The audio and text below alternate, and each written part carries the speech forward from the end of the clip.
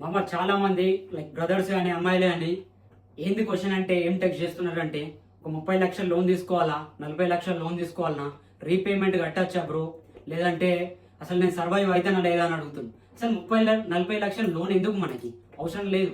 నేను ఒక route map చెప్తా, నీకు ఎట్లా ఖర్చు అవుతుంది అనేది చెప్తా. నేను ఒక 5500 పౌండ్స్ నీకు అడ్మిషన్ తీసుకున్నప్పుడు వాళ్ళు సెక్యూర్ చేసుకుంటారు నీ అడ్మిషన్ కోసం.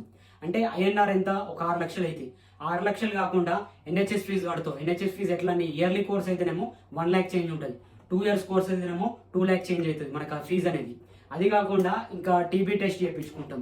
లైక్ వీసా స్లాట్లో priority, super priority, like standard visa ఉంటుంది. డిపెండ్ నువ్వు ఏది తీసుకుంటావు అనేది దాన్ని బట్టి నీకు అక్కడ కాస్ట్ అనేది పెరగచ్చు తగ్గచ్చు, అదొకటి చూస్ చేసుకో. ఇంకొకటి ఫ్లైట్ టికెట్స్, లైక్ నీ షాపింగ్, ఇట్లాంటివి ఖర్చు అవుతాయి. దాని తర్వాత వీడికి వచ్చినాక ఒక లైక్ 1 monthకి అడ్వాన్స్ కానీ రూమ్ రెంట్ కానీ ప్లాన్ చేసుకో, అంతే. ఈ మొత్తం ఓవరాల్ ఖర్చు నీకు ఎంత వస్తుంది, ఇక్కడ 10 లక్షల నుండి 12 లక్షలు ఖర్చు వస్తుంది. అంతేగాని నువ్వు 30-40 లక్షలు తీసుకొని అవన్నీ చేతులు ఉన్నాక ఆగమవుతుంది. ఎందుకంటే ఇంత అవసరం లేదు. వన్స్ నీకు ఇక్కడికి వచ్చినావు అనుకో, పార్ట్ టైం సెక్యూర్ చేసుకోనికి ట్రై చేయి. ఫస్ట్ పార్ట్ టైం అనేది వచ్చింది అనుకో, నీకు ఆటోమేటిక్గా ఒక తోవ దొరుకుతుంది. నీకు ఎట్లా సర్వైవ్ అవ్వాలి అనేది ఒక లైక్ 2 monthsలో నీకు మొత్తం అర్థమైపోతుంది. సో దాని తర్వాత నీకు నథింగ్ మ్యాటర్, నీకు ఎవరు చెప్పాల్సిన అవసరం లేదు. నువ్వు బతికేస్తావు అందరితో కలిపేసి.